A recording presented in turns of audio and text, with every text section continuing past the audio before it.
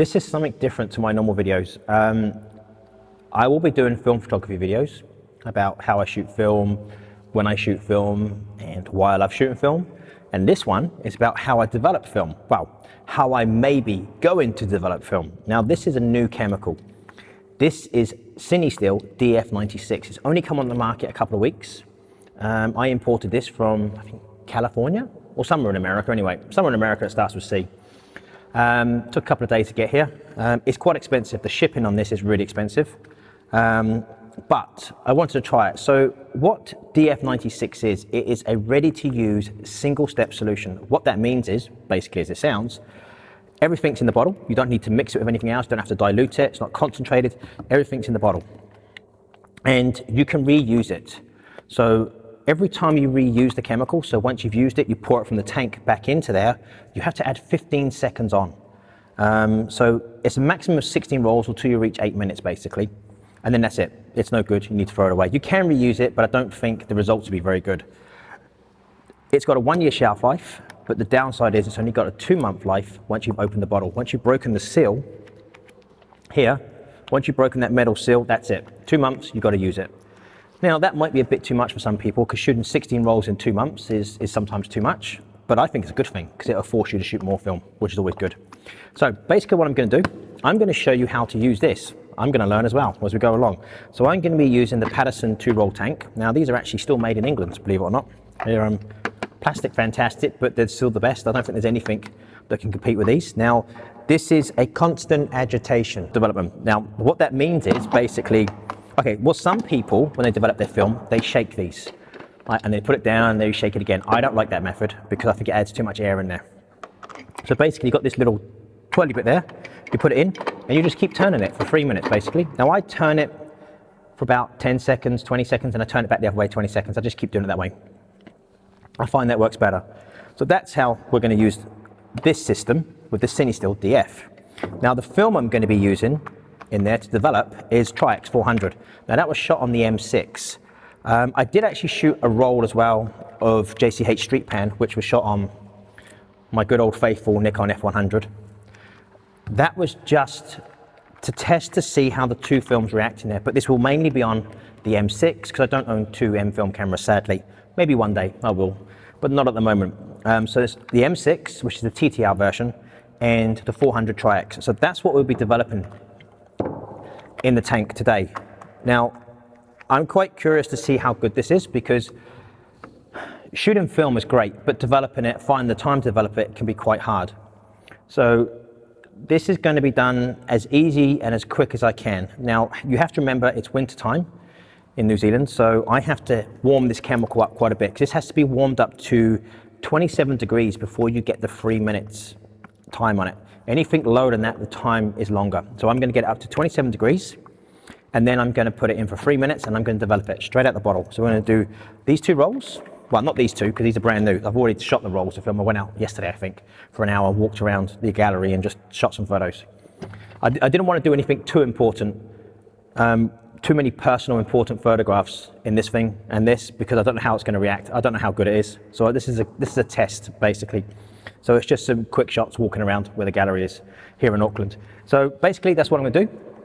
We're going to put this solution in here, and we're going to develop it. And the next part of this video will be developing it.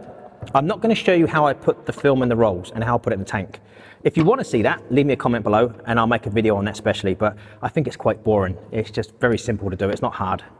But if you do want to see that, put a comment down below and I'll do a video especially on how I load film into the rolls with this tank.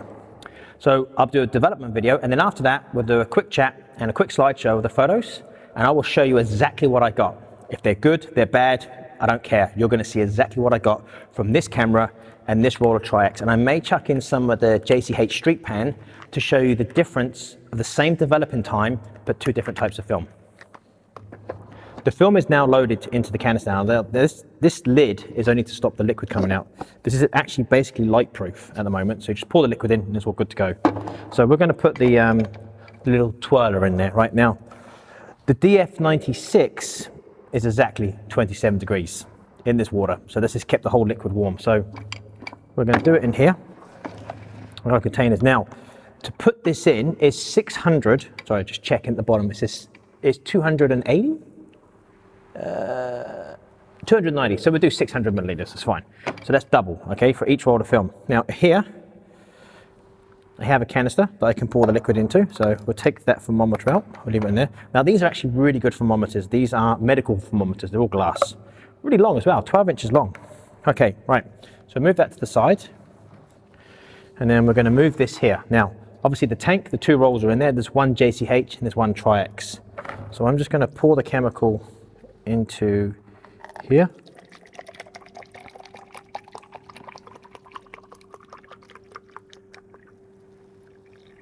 Okay, 1.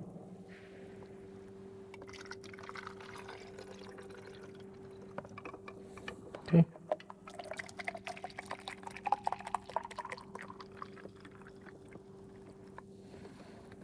Put that back in there, and then 2. Okay, and then I'm going to, I set a timer on my phone. Okay, so we'll set a timer up. Timer, start. And then we just basically just keep turning like this. Now, obviously, I'm not going to do the full 3 minutes in this video because you guys have fallen asleep. So that's what you do.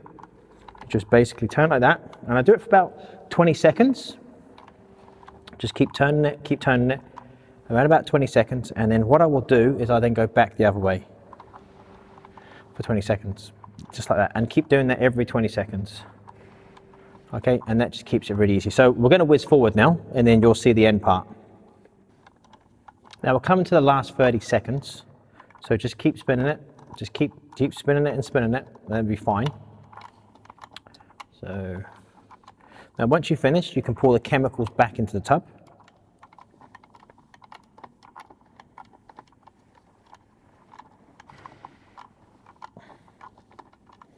Okay, we'll come down the last 5 seconds, so we'll pour it back in the tub, and then we're going to run it under the tap for 4 to 5 minutes. Okay, so there you go. Okay, so we'll take that off, we'll put that on there, put the funnel in, and then we will pour that.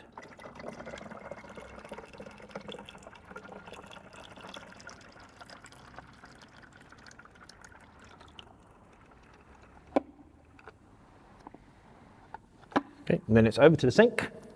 Now, while that's under the tap in the bathroom, these are film clips. Now, these are also made by Panasonic as well. They're not very dear. I think they're like $17 for a pair, and they work really well. They're weighted, so you can put one top, one bottom, but I normally just put them on the top, and then I just hang weights on the bottom, just like clothes pegs or something. So these are really good because they will fit flush. They've got a flush bit there, hooks into a screw or now above a doorway or whatever you want to do. And they sit really well, and it lets the film dry. Now, the film will take 2 to 3 hours to dry because it's winter time. Normally in summertime, it's dry in less than an hour. But sadly, because it's so cold here, it's going to take a bit longer. And I don't like to accelerate the whole thing. I don't like to put a heater in front of it. I just think it damages it. So remember, when you put the film up, you hang it on these, you actually have to use a squeegee, which I will show you in a minute, or just a squeegee, which is a special squeegee, which they make as well, Paterson's make. Again, it's very cheap, but it's better than using your fingers. And I see some people use a cloth, which I think is crazy. Just use a squeegee. I do it twice, top to bottom, very gently, do it twice, and I just leave the film to dry. Okay, so this has been washed. We'll see if this works. Okay. God, it's so exciting. It's like Christmas. Okay, put that on there. Okay, so we have, in theory, 2 rolls of film that have been developed. They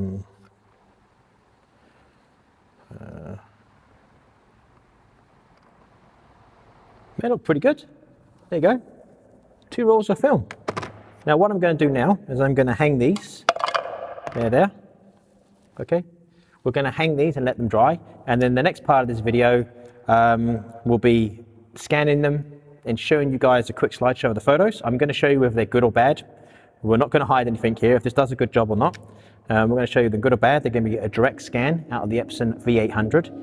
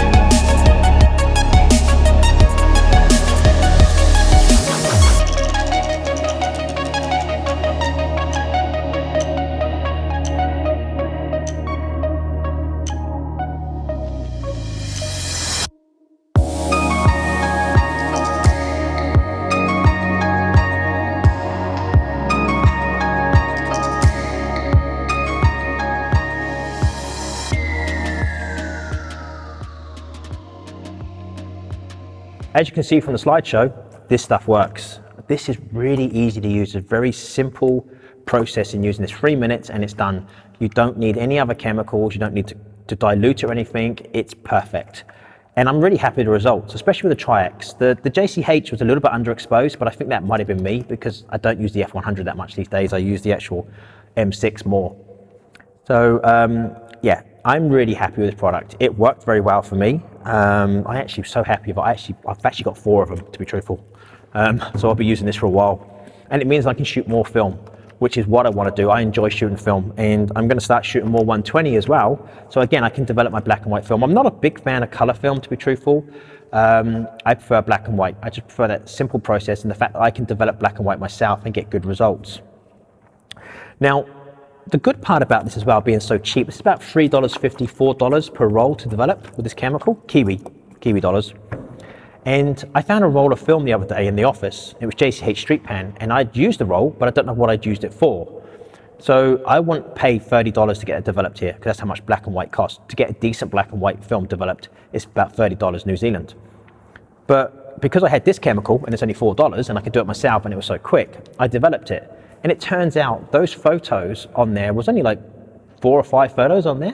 I'd shot last year in October at Hobbiton with Locke when we took him on his road trip. And there's also Andrea, our graphic designer, who works in the office over there. And I probably would have thrown that roll away or just left it and never got it developed because I didn't want to waste $30 on something I didn't know was there. The fact that I can do it with this for so cheap was great. So that's a good bonus. And the actual photos will pop up here.